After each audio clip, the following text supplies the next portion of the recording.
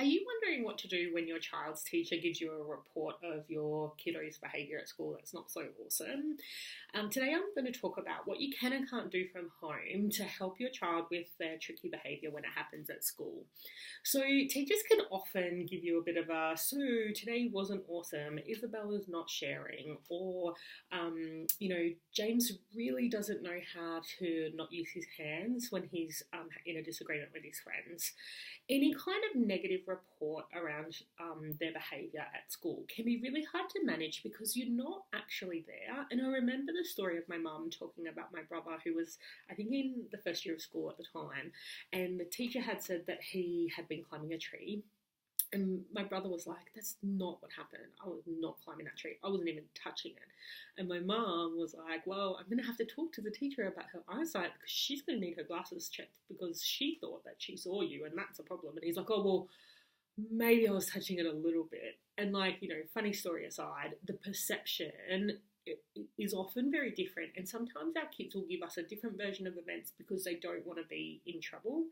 And also sometimes the teachers genuinely don't see the full story. So the first thing I want to talk about is, why is it important to handle these reports from school really sensitively? Really, this is one of the best ways for you to build the type of relationship with your child where they can talk about what's happened when you're not there and actually help them to process how they feel, what went well and what didn't, and what they'd like to do next time. So this is like a perfect training ground for when they're older and they're teenagers and they have disagreements in the friendship circle, or they might be feeling pressured to do something by their friends, or any number of other experiences that they might have where we're actually not there with them. And so the most important thing about this is really getting to that place of you're the advisor, you're the trusted person who will help them through whatever difficulty is happening for them somewhere else. Now, the difficult thing, the one thing that I will caution against, is that some schools ask for this and most schools don't, but the idea that you will provide consequences at home really doesn't work because of the fact that it's too far separated.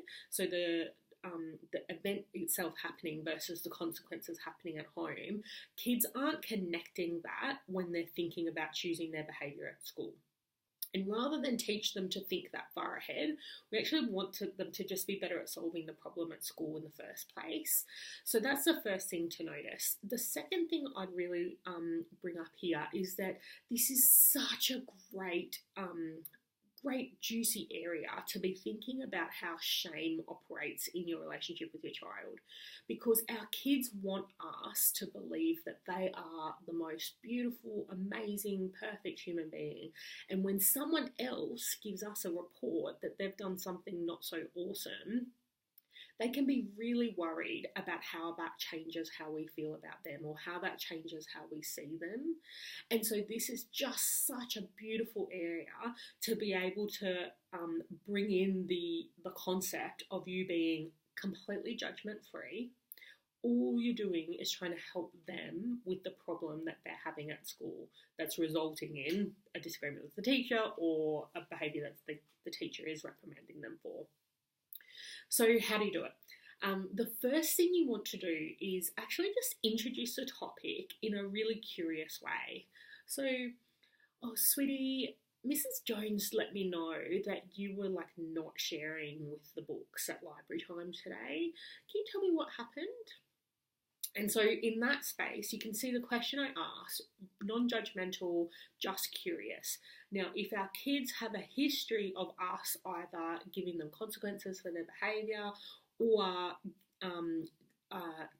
they feel worried that we might be upset with them, even that question delivered just in that way is not going to land. They're going to say, oh, nothing, or well, I was sharing, but the teacher didn't see that, or just anything that's kind of let's just not talk about it kind of response. And so I still want you to open up with that basic kind of non-judgmental, I'm here with curiosity kind of sentence. But I want you to, because what we want to do is get to a place where that sentence is responded to really well. what I want to get you to do, if it's not a question that really opens up the conversation, is get really skilled at going, I wonder if you're not telling me what actually happened because you're a bit worried that you're in trouble with me. Or something that, do you see how I just did a little bit of a glint in my eye and a smile? Is like to make it that there's no stress here, we're just chatting.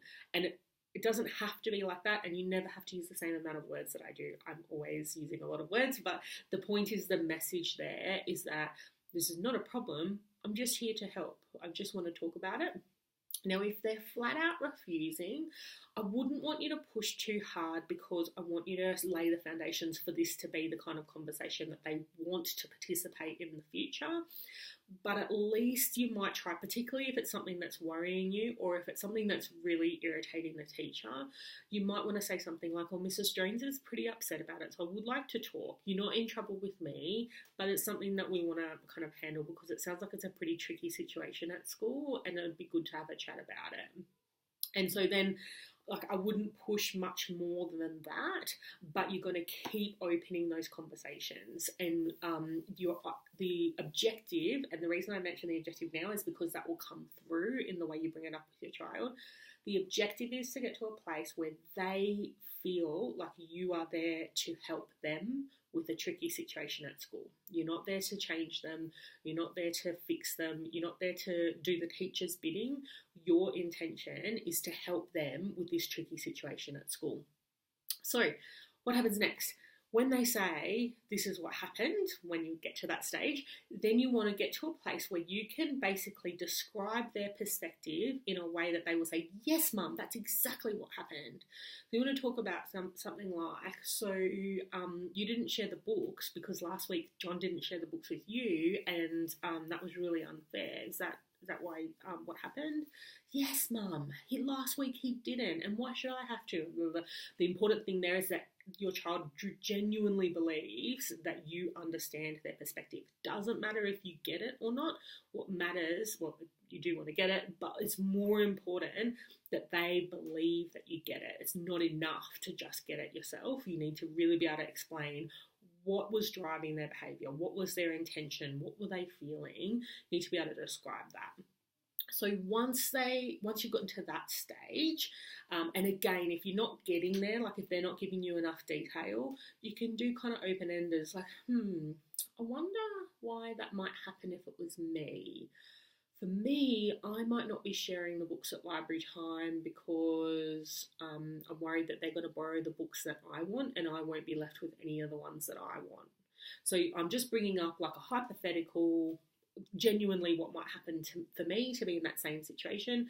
You're breaking down the idea that only a bad person would have that behaviour, that there's got to be a reason why you were having that behaviour, and that, we're just open-ended talking right now.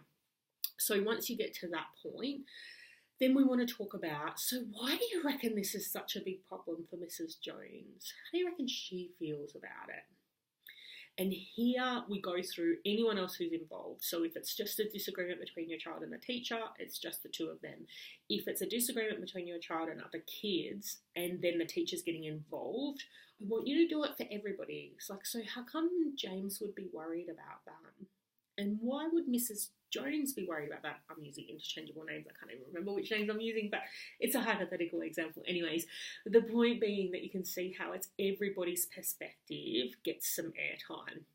The idea being that once we've got everybody's perspectives laid out, we can go, well, what would work here? Like, what would really help here to get everybody more of what they need? And then, it's obviously a little bit tricky when you don't have control over what happens at school, but you're opening your child up to see that my behaviour is not because I'm a bad person. My behaviour is not because I am not a good listener, or because there's something else, some other label that people would attach to me. It's because I was feeling blah. And so the more awareness they have about the feeling that they had at the time and why they needed it, the more they can look for other solutions independently of you being there. And secondly, the more they can start to realise, maybe Mrs. Jones is feeling this, or I could ask, why is it important for her? There was an issue that we had with one of my kids at school where she was just not really understanding why the teacher would feel differently to her about the situation. And so we could talk through that so that she can then be more aware of what the teacher needs in that moment. So some teachers will be more or less open to discussing what their perspective is, but we don't need the teacher to be an angel and, perfectly focused on our one individual child.